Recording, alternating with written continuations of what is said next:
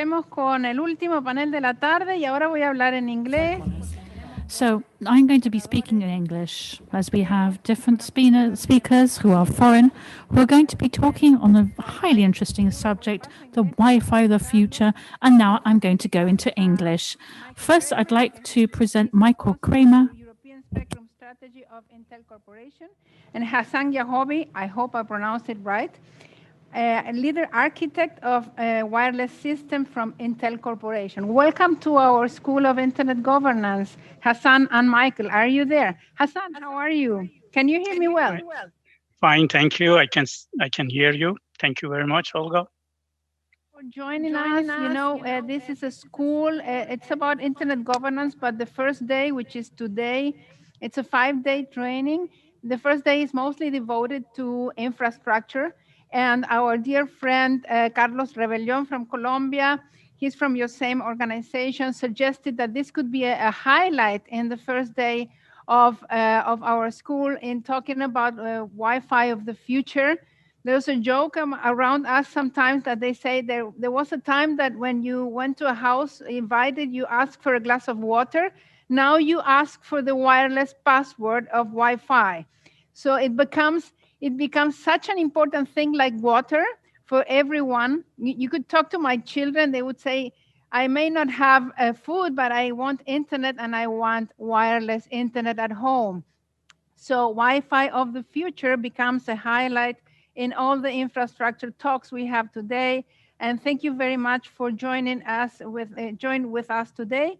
We have simultaneous translation into Spanish, so we can follow you in English, and those following with translation can follow you in other languages. And I don't know if you want to share your screen, just click the share symbol and you can share your presentation. And welcome. Thank you very much, everybody. So I start first, is that correct? Can you hear me? Online? Can you hear me? I can hear you. Okay, so I'll share my screen. Okay. Thank you very much. Okay, can you see my screen? Yes. Okay. Thanks everybody for the opportunity. Again, my name is Hassan Yaghoobi from Intel Corporation, Next Generation Standard and Technology.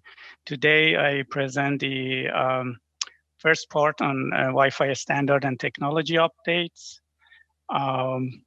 Maybe we can start with some overall information. Let me enlarge, maybe that's better. Yeah, so things has changed because of the Corona pandemic that you are aware of. Early 2020, there has been an increase in internet traffic growth of like 38%. And 80% of this increase was primarily for video, social media, and gaming. And as far as the video conferencing growth is concerned, we have seen an increase of between 2 to 25 time increase in the traffic in different platforms. In US specifically, 84% of US businesses are planning to increase the capacity of their Wi-Fi. Just a second. Is there? Can you hear me? We can see your presentation very well. Okay, and you can hear me. Okay, good. And 85% of businesses are planning to increase their Wi-Fi capacity, and U.S. CARES Act allocated $30 billion for enabling remote learning technologies as to better handle the situation that we have today globally and in U.S. The projection for IP traffic in 2022 is that the Wi-Fi is going to be like 51% of the total IP traffic, and the expectation for basically offloading mobile data to Wi-Fi is something around 60% in 2022. So to address this growth, the Wi-Fi industry has a plan. We are going to talk about it today. Wi-Fi 6, Wi-Fi 6E, in 2021, early next year, and what we are planning for Wi-Fi 7 in targeting in 2024. Can go to the next slide, maybe. A little bit more information about the offload traffic, looking at different generation of mobile cellular networks, starting from 2G and today in 4G, and like we are starting 5G.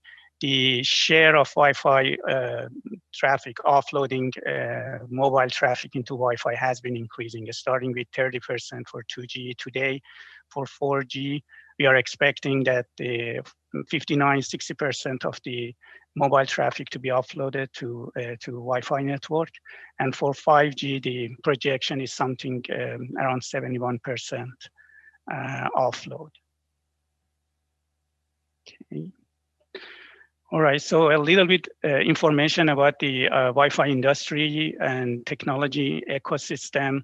The Wi-Fi ecosystem is primarily addressed by the IEEE 802.11 working group, as well as Wi-Fi Alliance. On the IEEE side, the working group is responsible for developing the physical layer and MAC layer standard specifications. You're all aware of like the previous generation and current generation of the 802.11 standard, ABGN, AC. Today, the IEEE is working on the 11AX technology standard. It's expected to be completed soon. And at the same time, it's working on the next generation 11BE that we talk more about that in the future slide.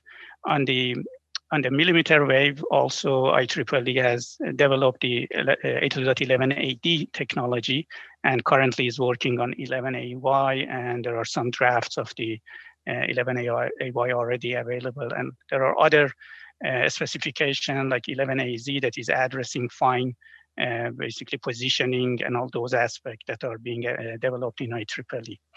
On the Wi-Fi Alliance side, the Wi-Fi Alliance is addressing the industry certification, compliance, and some of the spectrum regulation to better understand the mapping. 11N was basically is being certified under Wi-Fi Certified 4. 11AC is basically implemented using the Wi-Fi Certified 5. 11AX certification already started as basically Wi-Fi Certified 6, and in the future 11BE is targeted basically certification under Wi-Fi Certified 7. In addition, Wi-Fi Alliance is developing different specifications and certification that are above MAC and PHY layer, like WPA3 for security, improved security, passpoint for access to the network. And also Wi-Fi Alliance is very active on the marketing and regulatory activities on different bands, globally. And we talk a little bit more about the spectrum in my slide, and also the next slide where Michael addressed some other aspects in part 2. Okay, so a little bit more information about Wi-Fi 4, what we had and where we are today in Wi-Fi 4 for based on 11N. It was launched in 2007. The max data rate that we were able to handle at that time was something around 600 megabit per second. The technology was able to handle like 4x4 MIMO at the maximum, and using 40 megahertz channel sizes, and the highest modulation encoding was 64 QAM.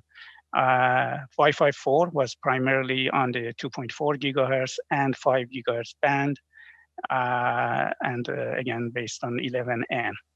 For Wi-Fi 5, of course, the certification is based on IEEE 802.11ac. It's primarily on 5 gigahertz band. We have improved MIMO up to 8x8 MIMO. We have downlink MIMO. We have enabled the 80 megahertz and 160 megahertz channels. and we can do the maximum modulation of 256 QAM. The maximum data rate that we are getting from Wi-Fi 5 is around 7 gigabit per second, and the first Wi-Fi 5 certification was launched in June of 2013. And today, basically, we are focusing on Wi-Fi 6, enabling Wi-Fi 6 and also 6E. Wi-Fi 6 is based on 802.11ax. It is triple band operation, 2.4, 5, and 6. We talk about 6 gigahertz in future slides. We are basically, we are enabling OFDMA. We will talk about these features in more details. Uplink, downlink, MIMO, both enabled target wait time for basically improve the basically reduce the power usage, and then improve security using WPA3.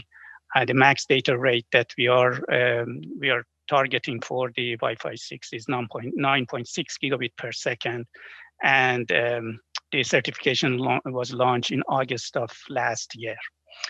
For 6E, basically, it is an extension to Wi-Fi 6 with 6 gigahertz band operation added, and it is being launched in 2021. Okay, now we have more information, a little bit information about the market penetration. On the left side, you see the Wi-Fi shipments. Today, there are something around 3.1. Actually, it was the numbers were for the year 2018. In 2018, the estimate is that 3.1 trillion chipsets were shipped in 1 year, and this is increasing, as you see in the left side. The total number of chipsets is increasing to something around 5 trillion chipsets per year. And out of that, something around 2.5 trillion chipset is going to be, in 2024, is going to be Wi-Fi 6. That's the that's the estimate. On the value, economic value of the Wi-Fi, we have some information on the right side based on Wi-Fi Alliance analysis. The estimated value of Wi-Fi in 2018 was globally around $2 trillion. And it is expected that the economic value of Wi-Fi is going to be something around $3.5 trillion in 2023. And of course, we have some more data about different countries, specifically as an example that you can take a look.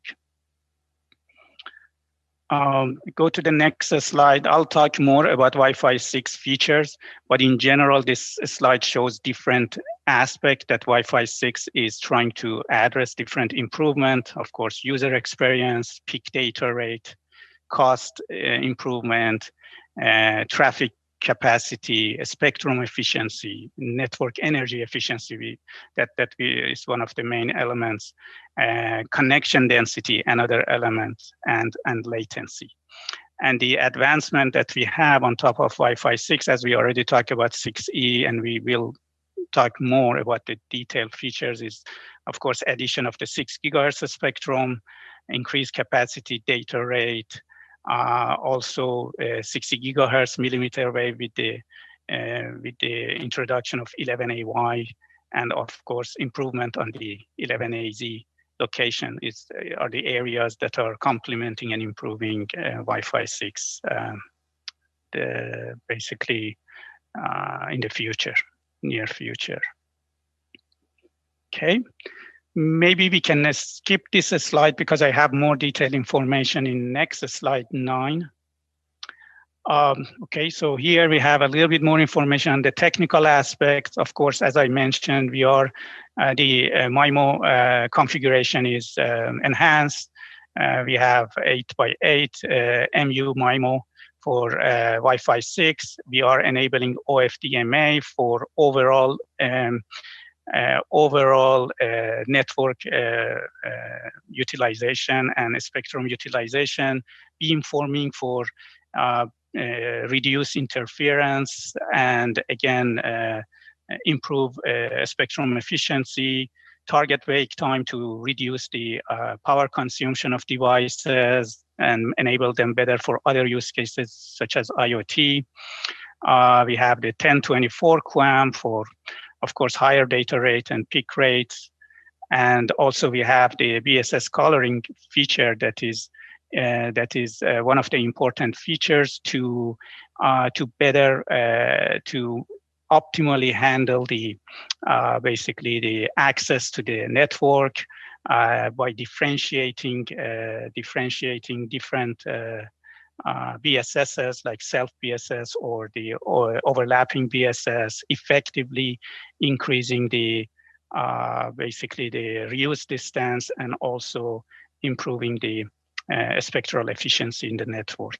So I have the next slide. Okay, let me see, just a second. Yeah, so I think I'm going to talk about the BSS coloring later. I have this high-level slide. I think we already covered the main aspects, some numbers that give you better understanding of how the Wi-Fi 6 can improve user experience for home, enterprise, and SMBs. Is 4 times greater scalability, of course, with the introduction of OFDMA features, 3 times faster performance with the introduction of 1024 QAM, 160 megahertz channels, and also around 75% improvement in responses, lower latency through enabling of, again, OFDMA features, as well as the base station coloring feature that we have. A little bit, yeah. In this slide, I have some comparison. On the top, we have some like the features that shows how Wi-Fi 6 is introducing the managed traffic, so that the traffic of different clients are under control of APs. It's a schedule-based system, and it improves the efficiency because of the scheduling. And on the QAM modulation, increasing the 256 QAM that we had up to 11AC to 1024, effectively increases the basically PHY data rate for the 2x2 configuration from 867 megabit per second for an 80 megahertz channel to on the same MIMO configuration 2x2 PHY rate of 2.4 gigabit per second for 160 megahertz channel. And of course, the transition from or introduction of OFDMA enables the technology to support the smaller subchannels, divided bandwidth based on the need of different basically application and use cases, and overall higher efficiency that we have from OFDMA in general in any technology that uses OFDMA. And of course, the base station coloring, that's another main feature. I'm going to cover it in the next slide. Yeah, here, this is a slide that shows how this BSS coloring is helping. On the left side, what we have today, traditionally, like we have this 7 cluster conventional, basically design, cellular design that shows basically frequency planning for the clusters. And you see that for basically cell 4, the reuse distance is clear there, and you can expect the type of interference that you have there, that the access mechanism need to handle. On the right side, basically we have the same basically frequency planning, but when we have the BSS coloring feature enabled, and as you see that we can effectively increase the frequency, like reuse distance and frequency, basically frequency utilization efficiency. With BSS coloring, what is possible is that the system can effectively differentiate between the transmission with self BSS and transmissions that are coming from overlapping BSSs. This differentiation helps to optimize basically channel access, and also as a result, improving the latency that comes with the channel access, LBT, and all those mechanisms. So in this slide, a little bit more, like we have the WPA2 basically security that was supported for up to 11AC. Now we have the for the Wi-Fi 6, we have the WPA3. It addressed some shortcomings that WPA2 had, some risk of like being able to basically attack the network, like the AES encryption is increased to for WPA2 we had 128-bit encryption. It's increased and it to 192-bit AES encryption, and also basically introduced the forward secrecy feature that basically enables like the static situation that we had with the encryption is addressed, and now we can basically for any connection that is done in the Wi-Fi 6, the encryption is updated. So that's basically make the system more robust. As far as the MU MIMO is concerned, as I mentioned, up to 11 AC, we were able to do up to 4 downlink channels, MU MIMO. And for Wi-Fi 6 and 11AX, basically we are able to do up to 8 MU MIMO channels, and of course we are also enabling the uplink MU MIMO. And as far as the basically the other feature, TWT feature is concerned, is that we have the TWT feature that is basically enable the extended sleep for clients, and clients are waking up at a scheduled time, and this feature basically improve the battery life significantly, and it is more optimized for IoT applications and things like that. Okay. A little bit more information on Wi-Fi 6E. As we mentioned, Wi-Fi 6E is the extension to Wi-Fi 6 with the introduction of 6 gigahertz channels. So in addition to 2.4 and 5 gigahertz channel, now we have access to the 6 gigahertz channel. I have another slide on the actual channelization, but we can benefit from an additional 6 contiguous 160 megahertz channels, which is a huge improvement. And also the Wi-Fi 6E certification is going to be available in early 2021, like probably in a few quarters from now. And let me see. Okay, yeah, maybe I can go to the next slide.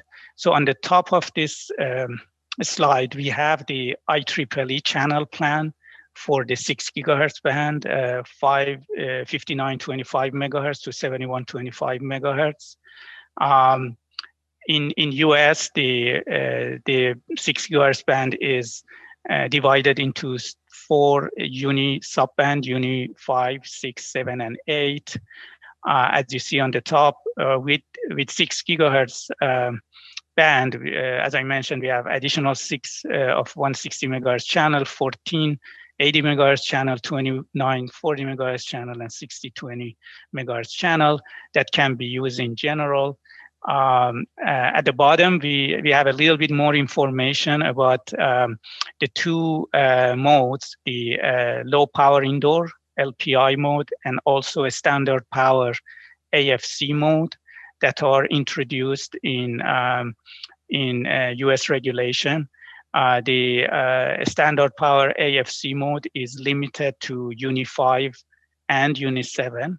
And you see the orange color code shows the channels and the frequency ranges that the standard power AFC enabled mode can operate in. And then the entire band, all the 1200 megahertz of band can be used for the LPI.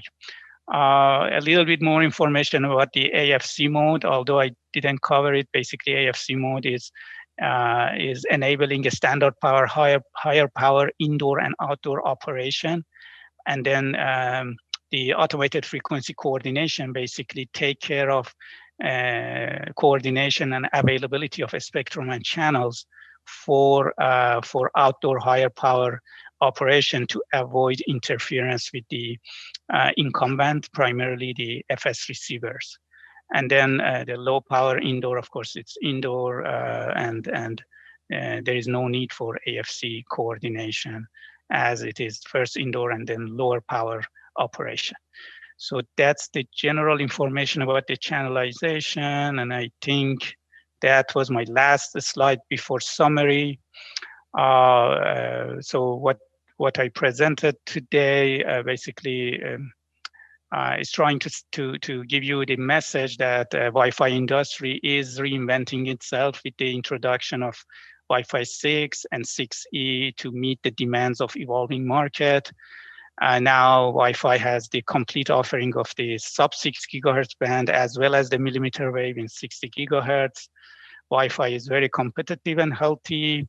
As I mentioned earlier, in 2018 alone, 3.1 billion chipsets were sold, and for the next generation Wi-Fi 6 and 6E, we are introducing key features that I don't repeat again.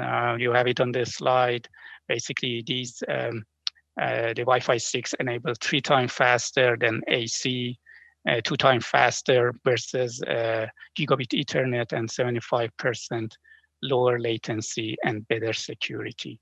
And the good things are still to come with 11BE, basically with maximum throughput of at least 30 gigabit per second, lower latency, and multiple AP coordination. Basically, like if you look at this slide, you see that how Wi-Fi 6 and Wi-Fi in general is complementing 5G. And 5G and the future of Wi-Fi connectivity basically require Wi-Fi. And I think that's all that I wanted to cover. So if there are any questions, I don't know, we wait to the end or we can address it now. Thank you, Hassan. Can you hear me? Yes, I can hear you. Thank you very much. This is very interesting. We have 2 questions from the audience. If you have a moment, I will ask you those questions. One is that you mentioned that this new Wi-Fi 6 and 6E would be available in next year, sometime commercially available sometime next year. When do you think that could be an expected launching date or time or year in developing economies like Latin America, for example? Yeah, of course, the timing for different countries globally is different. Today, of course, we have a timeline for Wi-Fi Alliance to be ready for 6E. Wi-Fi 6 is already being certified for 6E. It's the first quarter of next year. Globally, depending on the progress and the speed of regulation, we expect this is going to be basically 6E to be enabled in different regions differently. Today we have, there are good progress in Europe and Asia and South America. I think Michael is going to cover the details better. But in general, the IEEE technology is ready. The Wi-Fi certification is almost ready. And we have the scale of the market already by adoption in US and Europe and some other regions. So I think when we follow Michael's presentation, we get a little bit more information. Thank you. And one more question from the audience. What about the spectrum bands? Are available in different regions, or there's something that should be taken in consideration by the national regulators, or they have to be cleaned? Are they usable? Okay, again, I think it's better if we address this in Michael's presentation. If there is a need, we can continue with more Q&A. I don't want to basically, I think it's better to listen to Michael's presentation. It has a good, Michael has a good coverage of basically what's happening internationally as well as in ITU. There are some relevant comments, relevant text and content that hopefully address this question. Thank you very much. So, Michael, welcome to the South School of Internet Governance. We have an audience here mainly from the Americas, Latin America, and other fellows from all over the world that are keen to listen to your presentation. I don't know if I can see you. I think you have a presentation. Yes, hello everybody. I do have a presentation. I'm sorry I don't have video on right now. Can you hear me and can you see my presentation? We can hear you very well. For the moment, I don't see your presentation, but yes, that's it. Okay, good. Good day, good evening, everybody. Greetings from Europe. Let me cover the second part of the Wi-Fi presentation that Hassan covered with the technical side. My name is Michael Kraemer. I work for the Government Market and Trades organization in Intel Corporation. We're working closely with the technology business units and looking after policy in various areas. My part is spectrum policy. Globally to enable all the products that Intel is manufacturing and developing. So for Wi-Fi, the spectrum policy is the logical next question that comes from those great technology developments that we've seen and those new capabilities and features that Hassan has described for Wi-Fi 6. But with that, we also have a policy challenge, that is described on my next slide. I hope it's loading up with not too much latency. The situation that we're facing is, as we've seen in the technology presentation, we have essentially two main Wi-Fi bands. We had them for many years, the 2.4 gigahertz band and the 5 gigahertz band. And we have seen not only over the last few months during the corona pandemic, but even before that, the last couple of years, we have seen a tremendous uptake of Wi-Fi traffic and usage in all different environments. And it's not just, as was mentioned in the beginning, that people usually, when they go to a restaurant or to a bar, the first question is, what's the Wi-Fi password? But at least I can tell you from my home, my kids, they are on the Wi-Fi all the time. And it's a change in usage behavior that we see. I think that globally, where the younger generation relies so much more on Wi-Fi connectivity. My kids don't even watch TV anymore. They use Wi-Fi to consume media of any kind. So there's an enormous uptake in usage and traffic. But what we have not seen since 2003 is new spectrum that was made available to provide the capacity that is needed to carry all this traffic. Back in 2003, 17 years ago, we had the global allocation of the 5 gigahertz band. That was done by the ITU, and then subsequently, many countries have made parts of that band available. But some parts of the band have specific usage restrictions and specific conditions. And that is important because it inhibits large channel sizes. And we can really only use those smaller chunks of the band one by one, since the conditions are not exactly aligned. And that was not such a problem in the past, but lately with new larger channel size applications that are coming in, use cases that are coming forward, in Wi-Fi, it really is a restricting element that we see. We do need to enable larger channel sizes, and in the 5 gigahertz band that is so fragmented, that is really difficult to achieve. So the policy challenge that we are now facing is really that we need additional spectrum urgently to avoid congestion. With all this traffic uptake, we will soon be hitting, in some areas, we are already hitting a congestion and resulting poorer user experience and user throughput, slower throughput, and all of that is affecting the experience that people have with Wi-Fi and is degrading that experience. So in order to further enable the usage to grow and evolve also with the new use cases that we've seen in the previous presentation, it is really imminent now and urgent now to look at additional spectrum. Now, that was the challenge side of the spectrum policy debate, and the response that we are seeing, that we've been working towards, is described on the next slide here.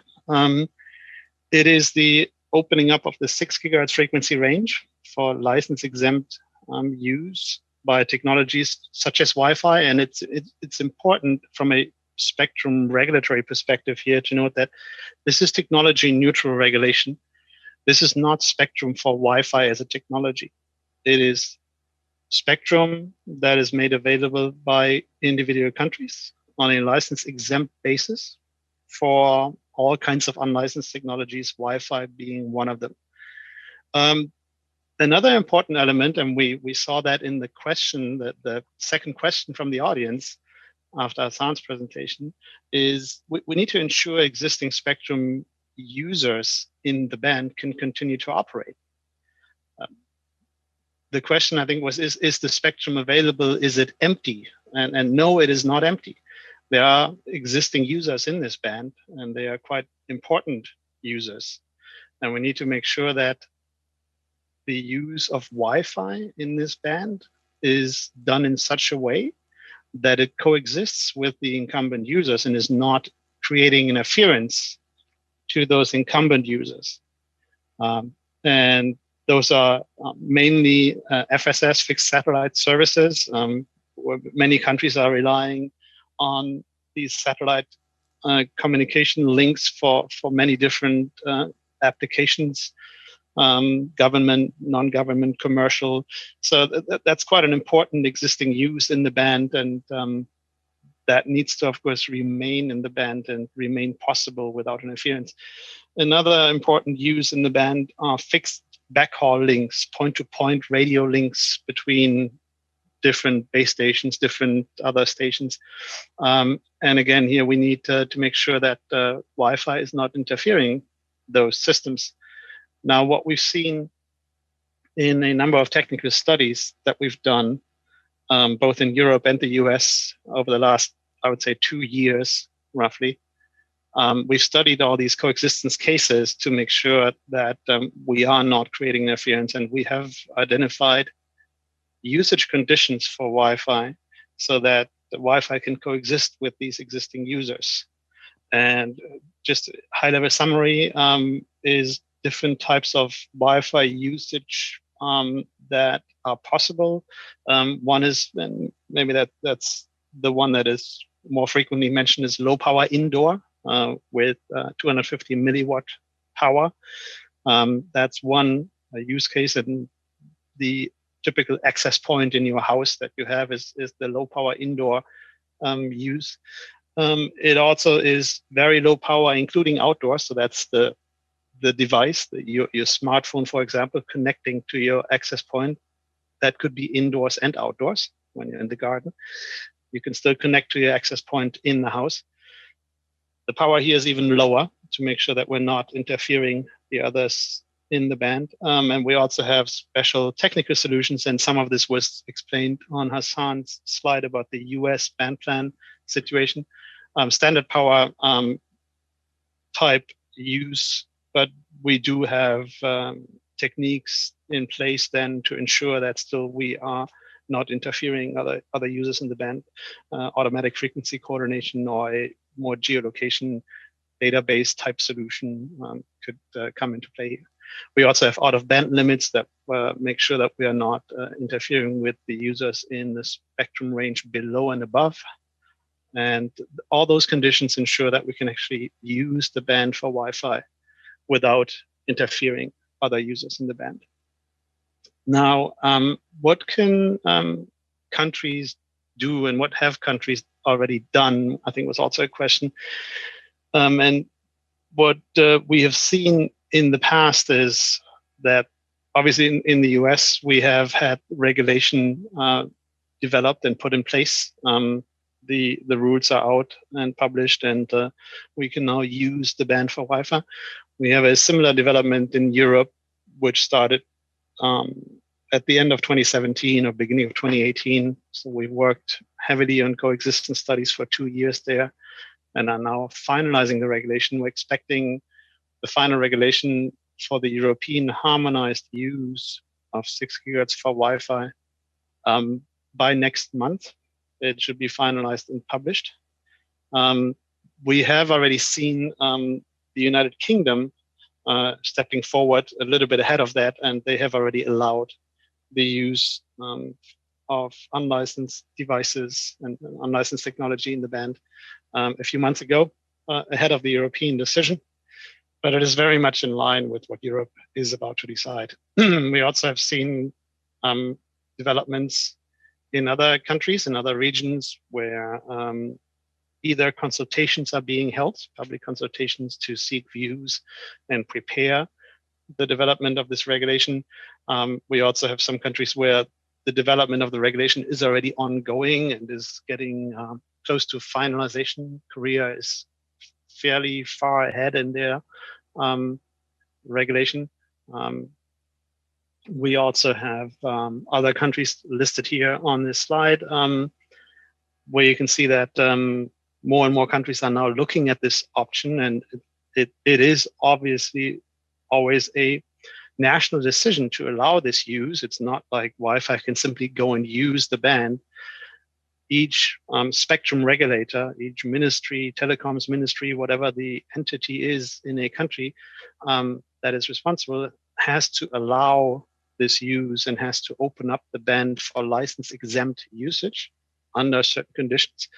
And we're working with many of those government agencies to enable further countries through public consultations that we're now seeing, also just recently announced, I think, in Colombia and in Peru and in Mexico, to take the next steps towards then developing regulation. So towards the end of this year, I think we're seeing more and more countries that are moving in this direction. And then 2021, the next year, will be the mainstream year, if I can call it that way, for developing license exempt regulation for the 6 GHz range. And that is, as I said at the beginning, it is urgently needed. We are really getting to the point where we're desperately needing more spectrum to be able to maintain the user experience that we've built up with Wi-Fi over so many years. And that has seen yet another uptake over the last couple of months, even though we saw the traffic growth already earlier than that. But currently in the Corona pandemic situation, everybody's working from home. Everybody is schooling. Kids are schooling from home. The surge in traffic is growing even further now in that current situation. So it is really time to act now on the spectrum policy side, is what we see. And we're not the only ones in that area. It is not just Intel, it's the entire Wi-Fi Alliance ecosystem. All the companies behind that are sharing that view and are joining forces to work with governments to really enable this spectrum policy change. So in summary, we'll try to put this on one slide with a high-level message, and the future of work, learning, and connected society. And those are the different elements that we see in the usage uptake. It's not just Wi-Fi at home. It's not just Wi-Fi in a restaurant. It's the connected society really that is in front of us here. That is very clearly linked to the future of Wi-Fi, both technology, as we saw in the previous presentation, but also when it comes to Wi-Fi 6E, the 6 gigahertz band support. We clearly see that all this depends on how fast the spectrum regulatories and governments and authorities can respond to this challenge and opening up the spectrum that is needed to facilitate all this development. So that is, in short, the spectrum policy challenge that we see to make sure the future of Wi-Fi is as bright as the past has been. And we hope that this continues in the future with many more countries opening this up in the short term. And that concludes my presentation, and I would be happy to answer questions. Thank you very much, Michael. Very, very interesting presentation and detailed technical information about the bands and technology. There's two questions from the audience. Say that you are a regulator in a country that has not reviewed the bands that are available, and they are interested in getting informed and participate in the development of the standards. Where do the regulators should be participating? In which forums? Where are these standards being developed and defined? When you say standards, do you mean the technical standards or the spectrum regulation? Somehow both. I think that for the regulator, the most important thing is the wireless definition, which band, but at the same time, where the industry should be looking at where the technical standards are being developed. So it's two different questions in one. Okay, let me try to answer. Maybe Hassan can join in. I think as a maybe very good first place to look for a lot of information, both on technology standards development, but also spectrum regulatory information, I would say is the Wi-Fi Alliance website, which has a lot of information on there. We have for the spectrum regulation side, it depends on the region. For example, in Europe, we have an organization called CEPT that unites 48 spectrum regulators, and they are working together for harmonized spectrum regulation. Some other countries are developing their own individual regulations, so then it's really just working with that government. But I think, Hassan, Wi-Fi Alliance, is that a good first place to go for a lot of information? Sure. Yeah, as Michael mentioned, Wi-Fi Alliance has an extensive regulatory activities and program on almost all the unlicensed band, like globally. Today, very active in 5 gigahertz and 6 gigahertz. So I recommend everybody basically looking at Wi-Fi Alliance website, and we have the regulatory working group in Wi-Fi Alliance that is responsible for interacting with all the regional regulation and participation of the all the committees. And you can, if you like, you can also send me an email, or Michael, we put you in contact with the chair of regulatory group, and basically you can use that that venue to basically get involved with get involved and get updates with regard to what we are doing, what are the plans, and also Wi-Fi Alliance is able to provide a lot of information with regard to the sharing studies, references, all those aspects that can be reused by different regulators in different regions. Thank you very much. Then the last question, where universities and technical teaching schools could find information for their students about this issue? Maybe the same forums, maybe they can address you an email through me or through Carlos Rebellion? Sure. Universities can also become universities, and students can become members of Wi-Fi Alliance and also IEEE. IEEE specification and contributions are available to public. Some drafts are restricted, but in general, it's open to public. I highly recommend to get involved with IEEE 802 and also contact Wi-Fi Alliance as well. Thank you. So Yes, Wi-Fi Alliance and IEEE. Sorry, I thought especially from the university perspective, I think the IEEE is really a good place because that's where the academia meets the standards development organizations, and so that's great. But of course, as you said, we're happy to provide further information if you send us an email, and I'm sure Carlos Revelon can channel that to us. We're happy to provide all that information to all the audience that is interested. Thank you. Thanks to you, Michael. Thank you, Hassan. Your explanation. Well, I'm an electronic engineer, so your presentation was music for my ears, and thank you very much for that.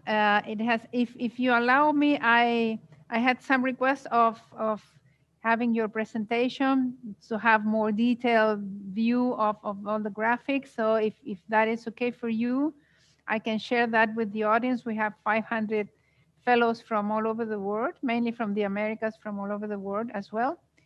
So thank you very much. Thank you for being with us. I hope you stay safe and good wherever you are, United States, Germany, I don't know where you are. And special thanks to my dear friend Carlos Rebellon, who put me in touch with you. And greetings from all the audience here in the School of Internet Governance. Thank you very much. It was an honor. Thanks for having us. Thank you, Michael. Stay safe. See you. Bye.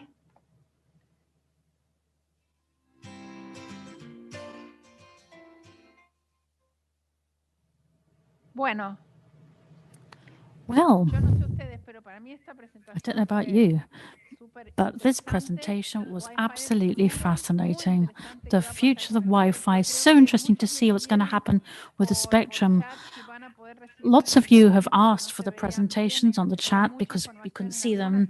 There was so much information of them. The words are really small, the text was very small, and they've made themselves available to share comments. We can ask them for information. So we're closing today. It's 6:30 here in Argentina, 4:30 in other Latin American countries. We'll see you tomorrow at 9:30 Argentine time. Tomorrow is going to be a long day, so lots of coffee. Make sure you're ready. And thank you for joining us. We've had a really big audience with us all day. Thank you so much for all the tweets and the selfies and all the information you've shared on the social networks. It's so important for us. So big hugs. See you tomorrow.